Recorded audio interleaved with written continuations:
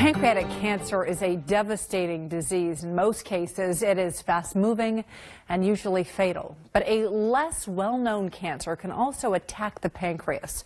It's the kind that Apple co-founder Steve Jobs lived with for nearly a decade before it claimed his life. King 5's Amity Idrisi has more on pancreatic cancer in HealthLink.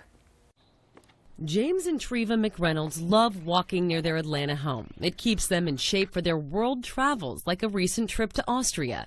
Just strolled the city. Did the Vienna Pass.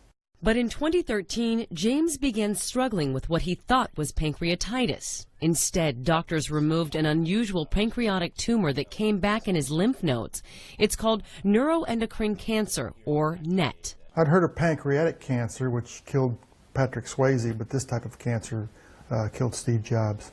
Panic, a little bit of panic, and then you have to start researching and get as much of the details as you can. Dr. David Kuby says neuroendocrine tumors account for only about 5% of all pancreatic cancers. 50% of patients have no symptoms at all. For others, the signs can be mild, moderate, or severe. Maybe some vague abdominal pain, weight loss, back pain, just because the gland, the pancreas itself, lays towards the back of the belly. Depending on the patient, treatment is sometimes surgery or chemo or both. Dr. Kuby says NET is a slow-growing cancer. Steve Jobs lived for nearly 10 years after diagnosis. The average life expectancy for the more common pancreatic cancer is less than 1 year. Even though it moves slowly, James and Treva were thankful doctors caught the cancer early. It is a silent killer. I had no symptoms whatsoever at all before the first surgery or the second surgery.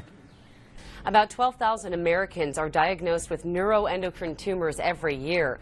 The 5-year survival rate can be as high as 50%, but it varies depending upon the stage. By comparison, 53,000 adults will be diagnosed with pancreatic cancer, and the 5-year survival rate for patients who don't have surgery is only 7%.